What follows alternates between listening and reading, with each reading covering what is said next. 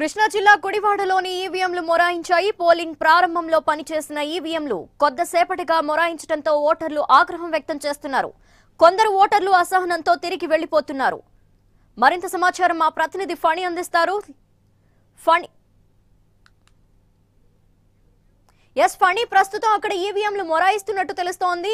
పరిస్థితి ఏ విధంగా ఉంది? అలాగే ఓటర్లు అక్కడ ఓటు వేయడానికి వచ్చిన ఓటర్లు ఏమంటున్నారు?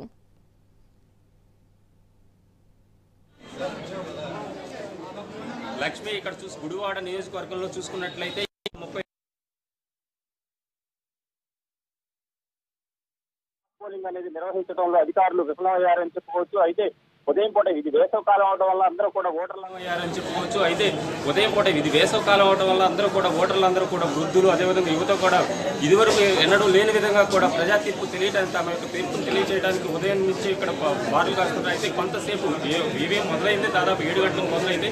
అది ఒక 30 నిమిషాలు మాత్రమే పనిచేసింది. ఆ తర్వాత మళ్ళీ మొరాయించింది. అప్పుడు మళ్ళీ హుటాహుట్న ఒక 60 నిమిషాలు, ఒక గంట సమయం వ్యవధిలో దీన్ని ఈవీఎం మార్చారు. ఇప్పటికి కూడా చాలా స్లోగా అయితే నడుస్తూ ఉంది. ఇప్పుడు మనం ఇక్కడ ఉన్న దాదాపు ఒక 1000 మంది దాకా ఎక్కువగా శాతం చూసుకున్నట్లయితే గుడివాడ నియోజకవర్గంలో మహిళలు ఓటర్లు ఎక్కువగా ఉంటారు. ఇక్కడ చూసుకుంటే మహిళలు మొత్తం కూడా ఇక్కడ ఓట్లు వేసి ప్రజా తీర్పు తెలియజేయడానికి వచ్చారు. అయితే ఇక్కడ చూసుకున్నట్లయితే వీళ్ళు ఆశించినంత మేరకు ఇక్కడ అధికారులు మాత్రం ఏ ఏర్పాట్లు చేయలేదు. కనీసం ఇక్కడ త్రాగడానికి మంచినీళ్ళు కూడా, కూర్చోవడానికి కనీసం మౌలిక వసతులు సౌకర్యాలు కూడా, వృద్ధులు కూర్చోవడానికి కూడా ఎటువంటి ఏర్పాట్లు లేవు. అసహనం వ్యక్తం చేస్తున్నారు.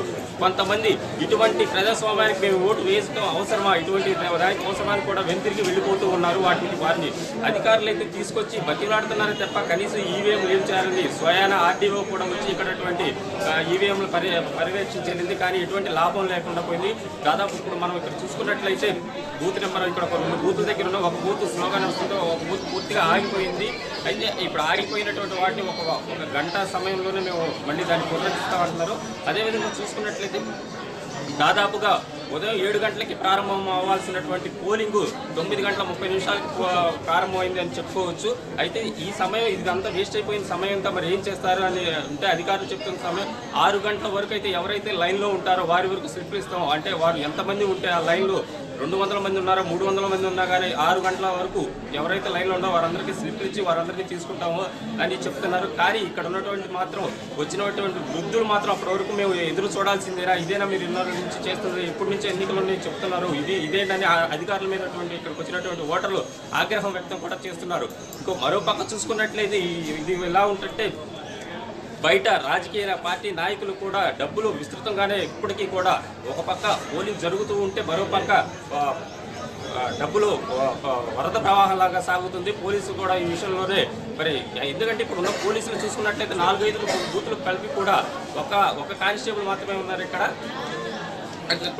ఈ పోలీసు వ్యవస్థ ఇక్కడ నిమగ్నమై ఉంటే పార్టీలు వారు దాదాపు ఇందాక చూసుకున్నట్లయితే పోలీసు వారు ఇచ్చిన సమాచారం మేరకు వైసీపీ వాళ్ళు డబ్బులు పంచుతున్నారు. అవి మేము పట్టుకోవడానికి వెళ్లే క్రమంలో అక్కడ వారు పరారయ్యారు. అక్కడ వాళ్ళ ఏర్పరచుకున్నటువంటి స్థావరాల్లో వాళ్ళ యొక్క సమాచారం ఇచ్చారు. అంటే ఏదైతే ఎవరు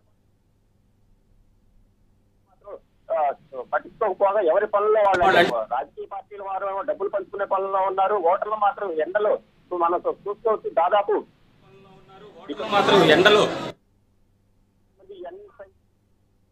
లైన్ లోనే ఉన్నారు. యువత కూడా దాదాపు భారీగా యువత కదిలి వచ్చిందని చెప్పుకోవచ్చు. గత ఎన్నికలు 2014లో చూసుకున్నట్టయితే ఇక్కడ 72% ఓటు నమోదైతే ఈసారి 85% ఓటు పర్సెంటేజ్ పెరిగే అవకాశం ఉంది. కానీ అంత ఏర్పాట్లు మాత్రం పోయినసారి కంటే చాలా తక్కువగా మాత్రమే ఉన్నాయని చెప్పుకోవచ్చు. వృద్ధులు కూడా దాదాపు 80 సంవత్సరాలు 2 కాళ్ళు కూడా పనిచేయనటువంటి వృద్ధులు కూడా ఇక్కడికి వచ్చి ఓటింగ్ కోసం వెయిట్ చేస్తూ ఉన్నారు. అయితే ఎంపీ అభ్యర్థి వేయాల్సినటువంటి ఆ ఈవీఎం పనిచేస్తుంది, కానీ అసెంబ్లీ కాన్స్టిట్యూన్సీకి సంబంధించినటువంటి ఈవీఎంలు బరాయిస్తూ ఉన్నాయి. అంటే ఎందుకు ఇలానే జరుగుతుంది అనేటువంటి టెక్నికల్ ప్రాబ్లమ్స్ ఉంటాయి. ఇంకొక చోట చూసుకున్నట్లయితే ఏ ఓటుకు ఎవరికి వేసినా కూడా ఒకే పార్టీకి ఓటు పడుతుందని కూడా ఇది ఆవేదన వ్యక్తం చేసుకుంటూ వస్తున్నారు. ఏదేమైనప్పటికీ కూడా ఇలా జరగడానికి మాత్రం ఓటర్లు మాత్రం అధికారుల మీద మాత్రం తీవ్ర ఆగ్రహం వ్యక్తం చేస్తున్నారు. చిన్న పిల్లల్ని సైతం కూడా తీసుకొని వచ్చారు. ఎందుకంటే ఇంటి దగ్గర ఎవరు ఉండలేరు కాబట్టి వాళ్ళు తీసుకొని ఎండలో మేము ఏం చేయాలి, వీళ్ళకి ఓట్లు వేయడం అవసరమా అని కూడా దాదాపు గొడవ కూడా ఒకనొక టైంలో రభస కూడా జరిగింది. మధ్యలో పోలీసులు వచ్చి వారిని ఆపారు. Lakshmi, right, thank you funny.